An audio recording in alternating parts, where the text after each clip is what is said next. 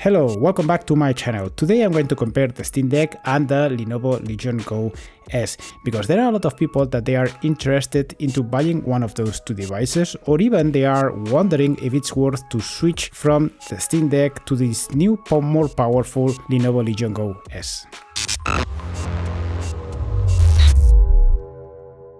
What are we going to do today?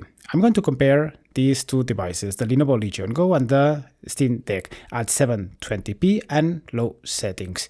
And yes, I know that there will be a lot of people telling me that they do not play like that, they are using other settings. Yes, I know, but what I'm doing here is I'm equalizing these two devices so we compare them in equal conditions.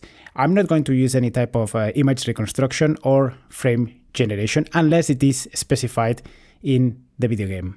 Let's start with Assassin's Creed Mirage. The result with the Steam Deck is 44 frames per second, but with the Legion GO S at 15 watts, same condition as the Steam Deck, it reaches 51 frames per second. But if we push it a little bit further to 30 watts, we can reach 70 frames per second. If we check on the percentage side of things, we see that the Legion GO S at the equal conditions at 15 watts, it reaches almost 16% more frames per second. But if we check the 30 watts, it's almost a 60% difference.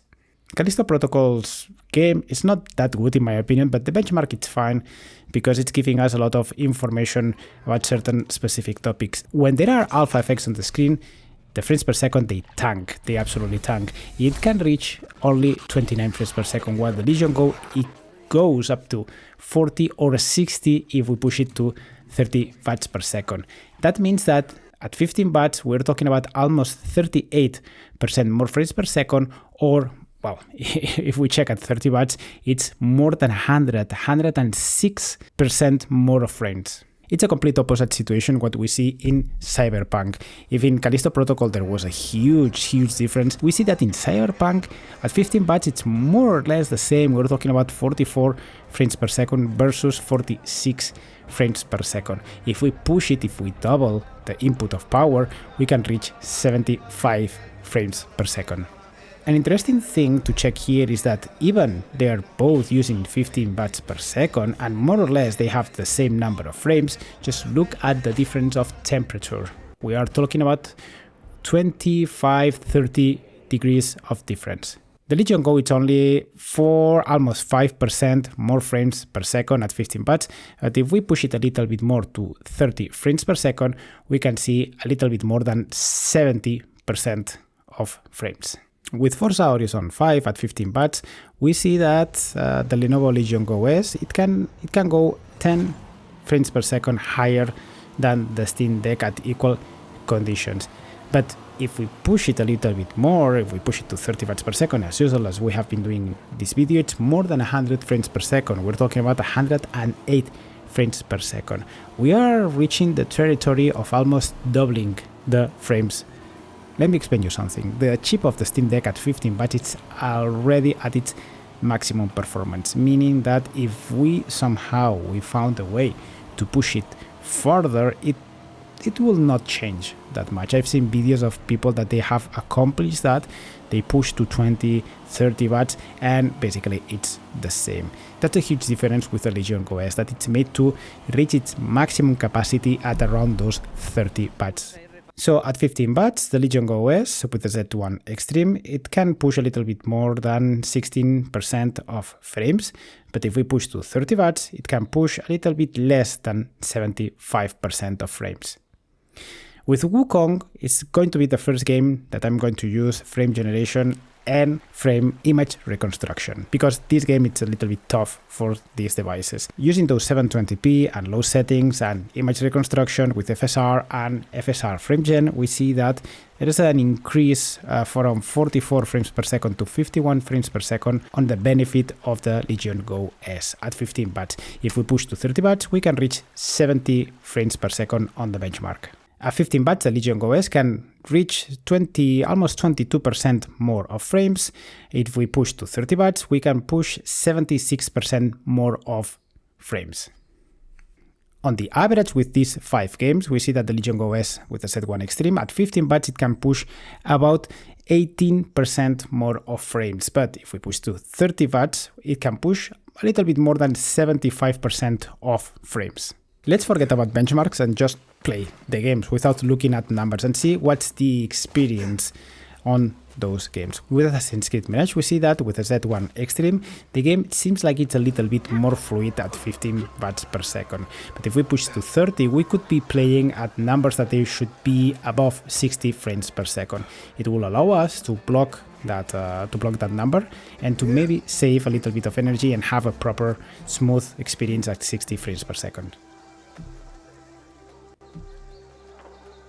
Assassin's Creed Shadows, I need to use also a TAA to smooth a little bit the image and also use the frame generation included in the game, because this one, it's tough. It's really tough for these devices, specifically and especially for the Steam Deck. I will say that probably I would not recommend to play this game in the Steam Deck. I think it's quite playable, as you can see in those images. It has issues to reach 30 frames per second even using the frame generation, and as you can see in the graph, it's all over the place. I think there is a huge bottleneck probably on the CPU or memory wise. I cannot tell you exactly what is happening there, but you can see that it cannot play the game properly. And that's not just because it was that place. Just look at what's happening here in this leap of faith. It really struggles. It goes below 20 frames per second. It even reaches 12 frames per second. And when there is a smoke bomb, the other devices, the Legion Go devices, they kind of struggle a little bit, but they're still playable. But with the Steam Deck, it just dies. Resident Evil 4 Remake. I really love this saga, the whole saga, well, with the exception of Resident Evil 6, but I think I really love it. It's one of the few sagas that I buy these games on day one, no matter the price. This game, it can actually reach 60 frames per second in a lot of places, and for those places that you cannot reach, you can block to 40 and have a kind of a smooth experience. Not perfect, it's not perfect, but it's very playable. But even if it's playable on the Steam Deck with the Legion GO S, we can see that you can reach very high number of frames per second using the 30 watts mode.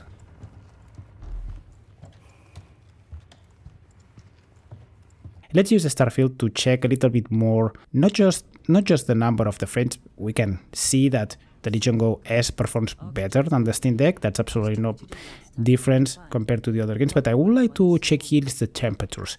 Just look at the Steam Deck. Even though my Steam Deck is modified, that probably it's a little bit cooler than a regular Steam Deck. We see that with this specific example, we are more or less around 75-80 degrees. But look at the Legion GO S at 15 watts. It's performing a little bit better, but the CPU and GPU are far way cooler. We're talking about 50-55 degrees, and even pushing the extra mile with the 30 watts performance mode, we see that it's only reaching 67, 65, so way cooler than the Steam Deck. Silent Hill 2 Remake, it's also very tough to render for these devices. Actually, it doesn't have the approved mark for the Steam Deck, but I think it's a good interesting case to check what's going to happen with those games that they are really struggling with the Steam Deck, and what's going to happen with the Legion GO S. And we see that even though the experience is not perfect on the Legion GO S, it's actually much more playable than with the Steam Deck. Actually, with the Legion GO S, and thanks to its screen of the 120 Hz screen, we could block this game at 40 Hz, at 40 frames per second, and we could have a pretty nice, smooth experience compared to the Steam Deck. And actually, probably we will save energy and the battery will last longer. Where are you, Mary? Now let's talk price and value.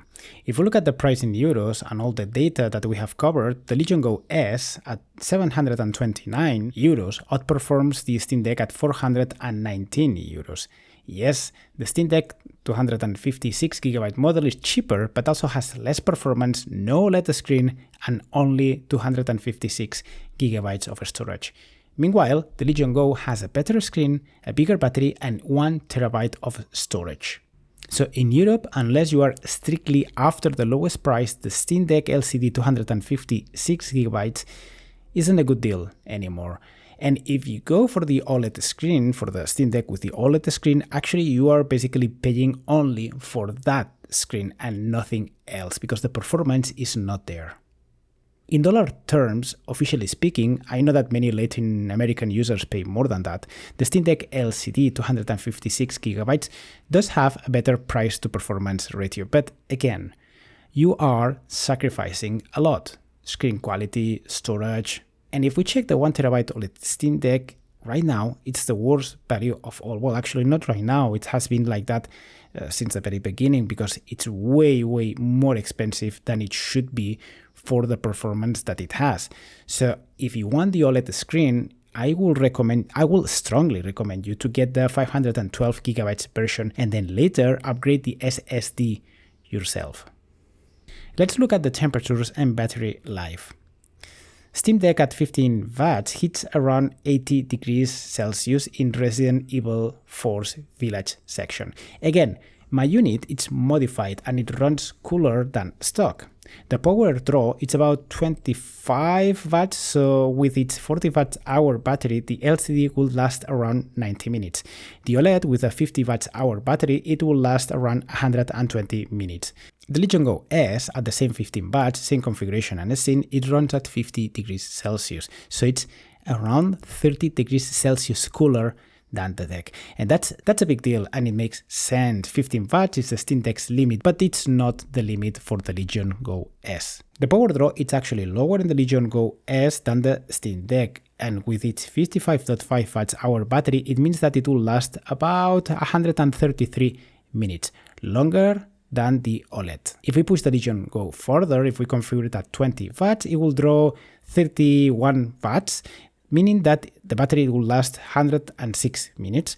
At 25 watts, it will draw 37 watts. It will mean that we will have battery for 88 minutes, and at 30 watts, the battery will last 75 minutes. The temperatures go up slightly for these other power modes, but still they stay 15 to 20 degrees Celsius cooler than the Steam Deck. That's a lot. So we could say that the Legion GO S at 25 watts, it lasts as long as the Steam Deck at 15 watts, but with much better performance. Finally, let's talk about fan noise. Let's start with the Steam Deck at 15 watts. Remember that mine is modified and quieter than stock. I've positioned the mic right above the unit and increased the volume by 10 decibels so you can really hear it. Here's the Steam Deck at 15 watts.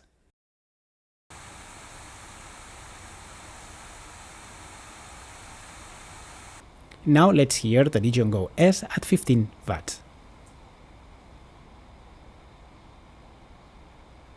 To me, it sounds quieter than the Steam Deck.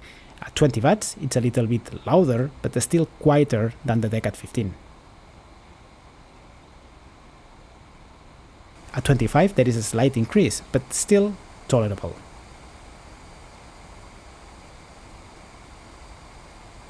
At 30 watts, it's more noticeable, but I would say that the Legion GO at 30 watts more or less equals the Steam Deck at 15 watts in terms of noise.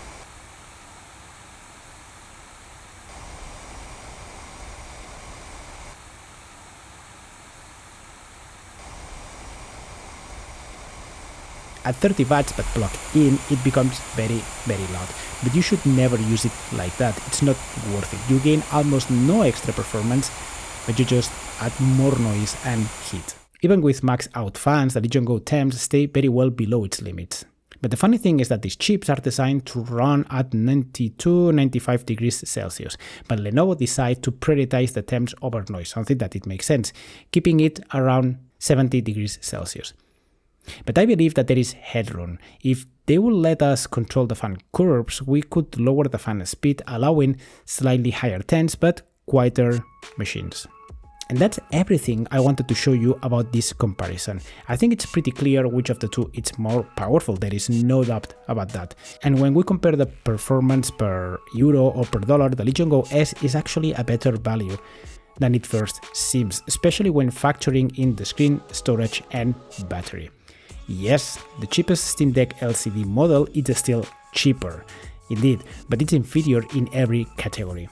At least the OLED model gives you a really good screen, but the LCD, I can't recommend it anymore. The Legion Go beats it in everything. And that's it for today. I'll keep showing more about this device, including comparison with other devices and deeper analysis in the upcoming videos. Thank you for watching and see you in the next video. Bye.